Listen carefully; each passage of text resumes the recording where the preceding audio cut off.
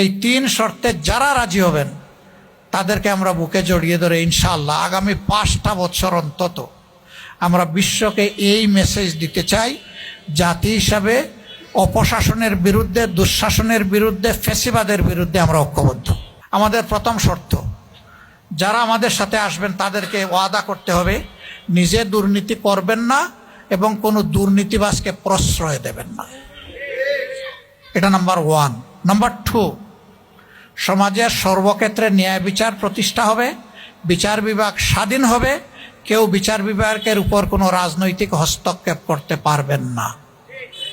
Number 3, জুলাইয়ের আকাঙ্ক্ষা অনুযায়ী যে সনদ ইতিমধ্যে তৈরি হয়েছে সেই সনদ বাস্তবায়নের সক্রিয় উদ্যোগ নিতে হবে, বিরোধিতা করতে পারবেন না।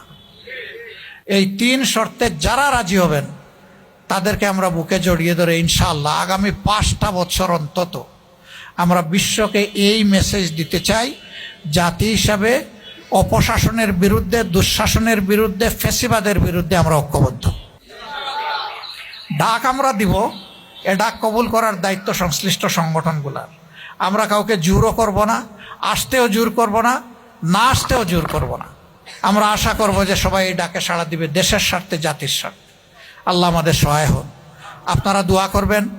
এখন থেকে আর আপনারা নাই, যেহেতু দেশ গড়ার অঙ্গীকার আমরা সবাই করেছি, আর যেহেতু সবাই যুবক, ইনশাআল্লাহ এখন থেকে সবাই আমরা এবং আমরা হয়ে সামনে পথ চলবো ইনশাআল্লাহ। এই বাংলাদেশ আপনার আমার সকলের জন্মভূমি।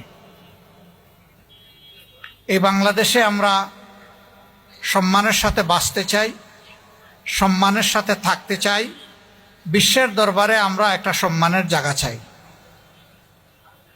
সমাজে একটু শান্তি চাই, ছেলে মেয়েদের উন্নত লেখাপড়া চাই, উন্নত চরিত্রের মানুষ হয়ে তারা রাষ্ট্রের সেবা করবে সেই রকম নাগরিক হিসেবে তাদেরকে দেখতে চাই। আমরা দেখতে চাই আমাদের দেশটি জনগণ যেমনটা আকাঙ্ক্ষা করে তেমনটাই চলছে। আমরা দেখতে চাই এখানে ধনী এবং দরিদ্রের ব্যবধানটা আকাশ এবং গাছের তলা পর্যন্ত নয়, কেউ 20 তলা আর কেউ গাছতলা এমন নয়, বরঞ্চ কাছাকাছি একটা ভারসাম্যপূর্ণ জীবন আমরা দেখতে চাই। মনে রাখবো আমরা অবশ্যই যারা সমাজের পরিশ্রমী মানুষ, তাদের হাড় ভাঙ্গা পরিশ্রমের উপরে আজকের এই দালানটা তৈরি হয়েছে। এই দালানের প্রত্যেকটা ইট আপনি আমি কাঁধে করে বহন করে এখানে তুলে নিয়ে আসিনি, তারাই এটা এনেছে। তারা কষ্ট করে এই রাস্তার ভিতরে হোক আর এখানে হোক, তারা সিমেন্ট এবং বালু আর কংক্রিটকে একত্রিত করেছে, মাথায় করে কাঁধে করে এগুলা তুলে এনেছে। কোনো সময় মেশিন দিয়ে সেগুলাকে এলিভেটর দিয়ে তুলে নেওয়া হয়েছে, কিন্তু সেখানেও শ্রমিক লাগে, মানুষ লাগে, সেটা আপনি আমি করি নাই, এটি তারা করেছে। যে রাস্তা দিয়ে গাড়ি চলে, আমরা চলি, হাঁটি, সেই রাস্তাটা তারাই করেছে। যেই ড্রেন পরিষ্কার না করলে ঘর থেকে বের হয়ে আপনি হাঁটতে পারবেন না, চলতে পারবেন না, ওইটা তারা পরিষ্কার করে। ময়লার যে ভাগাড়টা পরিষ্কার না হলে মানুষের সমাজের মৃত্যু হবে, ওইটা তারা পরিষ্কার করে আমাদের সমাজকে চালু রাখে। এরকম একটা একটা করে যদি আমরা ধরি তাহলে দেখব তাদের ত্যাগের উপরেই আমাদের এই সুখের জীবন। এখন পারি না। আমি যখন সিলেটে ছিলাম মাঝে মাঝে কিছু ছোট লোকের সাথে আমার মোলাকাত হতো। আমি দেখতাম একজন রিক্সাওয়ালাকে ধরে হেনস্থা করা হচ্ছে, তার চুল ধরে টানা হচ্ছে, গালে চড় কষিয়ে দেওয়া হচ্ছে। কোনো সময় গাড়িতে থাকলে গাড়ির দরজা খুলে নেমে বলতাম, আমাকে একটা চড় মারেন। বলতো, আপনাকে? বলে, আমি ওর মতো একজন। ওরে তো আস্তে করে মেরে দিছেন, সাহস থাকলে আমার একটু মারেন, দেখি আপনার হাতে কত শক্তি। হা করে তাকায়। কি করেছে ও? ওই যে 10 টাকার জায়গায় 20 টাকা চেয়েছে ভাড়া। আমি, আপনার পকেটে হাত দিয়েছিল? কয় না, তা দেয়নি। ছুরি ধরে গলায় যদি আইসা বলতো, যা আছে খুলে দে, হাইজ্যাকার এসে তখন কি করতেন? কিছু বলে না। আমি বললাম, তখন বাপ বাপ ডেকে তার হাতে সব কিছু তুলে দিতেন। আর তার রিক্সায় আপনি বসেছেন, সে তার রক্তকে পানি করে ঘাম জড়িয়ে আপনাকে টানে এই জায়গায় এনে আপনাকে হাজির করেছে, পৌঁছে দিয়েছে, এখন 10 টাকার জায়গায় 20 টাকা চেয়েছে, আপনার মাথা গরম হয়ে গেছে। হ্যাঁ, আপনার পকেটে সেই পরিমাণ টাকা না থাকতে পারে, বুঝাইয়া বলুন ভাই এটাই তোমার ভাড়া, এর বেশি আমার কাছে নাই। আপনি ওর গায়ে হাত দিতে গেলেন কেন? আপনার হাতে খুব শক্তি, তো মারেন দেখি, এখন আমাকে মারেন। কয় যে আমাকে ক্ষমা করে দেন। আমি ক্ষমা আর কাছে চাইতে হবে না, ক্ষমা ওর কাছে চান। চড় আপনি আমাকে মারেন নাই, আপনি যারে চড় মেরেছেন তার কাছে আপনাকে ক্ষমা চাইতে হবে। ক্ষমা চাইছে। আমি বলি ঠিক আছে, আপনার আর 10 টাকা বাড়তি দেওয়া লাগবে না, আপনি যান। আমি তখন ওই রিক্সা চালক ভাইটাকে বুকে জড়িয়ে বলতাম, ভাই তুমি মনে কষ্ট নিও না, সকল মানুষ সমান নয়। এই নাও আমার সঙ্গতিতে সামান্য একটু উপহার তোমার বাচ্চাদের জন্য দিলাম, এটা খুলে দেখো না যে কত দিয়েছি, তুমি নিয়ে যাও। ঘরে যখন ফিরবে তোমার বাচ্চাদের জন্য কিছু কিনে নিও। তাতে কি আল্লাহ তাআলা আমাকে ফকির বানাই দিছেন? আল্লাহ তো সম্মানের সাথে আমাকে রেখেছেন। আমি সমাজের মানসিকতার কথা বললাম। হয়তো আলহামদুলিল্লাহ এখানে যারা উপস্থিত আছেন তারা কেউ এমন না, কিন্তু সমাজে এমন চরিত্রের লোক আছে তো নাই? আছে। উনি অফিসে গিয়েছেন তার একটা ন্যায্য কাজের জন্য। অফিসে যিনি বসে আছেন সরকার তাকে বেতন দেয়, তার তো ওখানে কোনো টাকা পয়সা লেনদেন করার কথা না, কিন্তু সেখানে অনেক সময় ওরা চাইয়েও নেই, আবার নিজে খুশি হইয়া আগ বেড়ে দিয়ে দেয়। আপনি শিক্ষিত ডাকাতকে টাকা দিচ্ছেন, আপনার কলিজা কাঁপে না, কিন্তু একজন শ্রমিককে আপনি এইভাবে তার সাথে দুর্ব্যবহার করছেন, আপনি খুব সাহসী বীর, লজ্জা করা উচিত। আপনি আকৃতিতে মানুষ হলেও আপনি খাসলতে মানুষ নন। কেন ভাই আমাদের সমাজে এই ব্যবধানটা?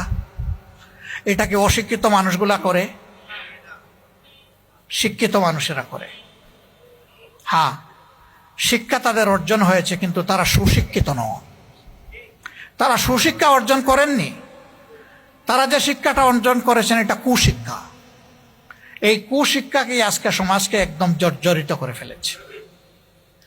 পায়ের পাতা থেকে মাথা পর্যন্ত সমাজের সর্বাঙ্গে এখন দুর্নীতি। আপনি যেখানে যাবেন দুর্নীতির কবলে পড়বেন। এমনকি একজন ভিক্ষুক সেও দুর্নীতির কবলে পড়ে। আপনারা বলবেন ওই ভাই বা বোনটি কেমনে দুর্নীতির কবলে পড়ে? হ্যাঁ, পড়ে তো। বিভিন্ন জায়গায় ভিক্ষা করতে হলে এর চেয়ে আরো বড় ভিক্ষুককে তার চাঁদা দিতে হয়। এই রাস্তায় তুমি ভিক্ষা করবা, তোমার ভিক্ষা শুরু হওয়ার আগে, আগের দিনের জমা থেকে আগে চাঁদা দিতে হবে। সে যদি বলে যাওয়ার সময় দিব, বলবে এখানে তোমার জায়গা নেই, যাও, চলে যাও। আমি শুনি, একদিন পরীক্ষা করার জন্য রাজপথে বনানীর রাস্তায় নামলাম, 3-4 জন ভিক্ষুক লাইন ধরে বসা। সালাম দিলাম, জবাব তারা দিল না। আসলে এইভাবে জবাব দেওয়ার কথা না, সমাজে এর প্রচলন নেই। আমি কোনো কিছু মনে করিনি। এরপরে দরদ দিয়ে জিজ্ঞেস করলাম যে ভাই কতদিন ধরে এখানে ভিক্ষা করে? একজনকে বললো স্যার 7-8 বছর হয়ে গেছে। বললাম তো মেলা সময় তুমি ভিক্ষা করেছো, এখনো তোমার ভিক্ষা করতে হয়? করা লাগে। তাই আমি বললাম যে কেমন মানুষের কাছ থেকে সহযোগিতা পাও? খারাপ না, সারাদিনে 2000-2500 এরকম হয়ে যায়। মাশাল্লাহ, তাইলে তো কম না। স্যার থাকে না। থাকে না কেন?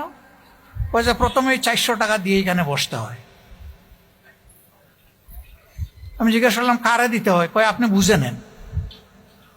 মানে সে আমার দিকে ইশারা করলো আর যে আপনি বুঝে নেন। আমি বললাম এটা কি প্রতিদিন?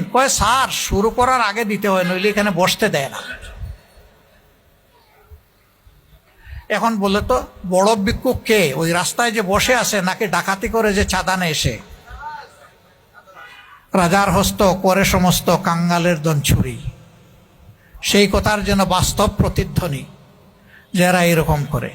এখন যারা ভিক্ষুকের হাত থেকেও টাকা নিতে লজ্জা হয় না, তারা কত বেপরোয়া বেশরমা চিন্তা করেন এবার।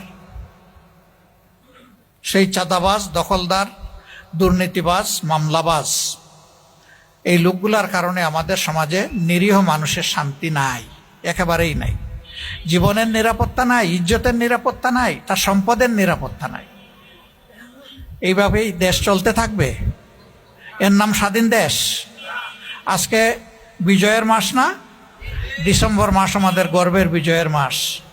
তো কি এই মাস পর্যন্ত এসে আমরা কি দেখছি? 54 বছরে আমরা দেখছি এইরকম একটা চিত্র, যেখানে আবাল বৃদ্ধ বনিতা কারো জীবনে কোনো নিরাপত্তা, সম্মান এবং শান্তি নেই। আমরা এই পচা সমাজটাকে পাল্টে দিতে চাই ইনশাআল্লাহ। আপনাদের কি বিশ্বাস হয় যে আমরা পারবো? ইনশাআল্লাহ আমরা পারবো বিইজনিল্লাহ। আল্লাহ তাআলার সাহায্যে ইনশাআল্লাহ আমরা পারবো। অনেকে এগুলা স্বীকার করে, তারপরে বলে যে ভাই এই কাজটা কে করবে? আমি বলি আপনি করবেন, আমি করব। ইংলিশে একটা ফ্রেজ আছে যে সবাই তো বুঝে, but who will bell the cat? বিড়ালের গলায় ঘন্টাটা বাঁধবে কে? আসো, আমিও বাঁধবো, তুমিও বাঁধবে। এই সমাজ আর আমরা চলতে দিব না ইনশাআল্লাহ।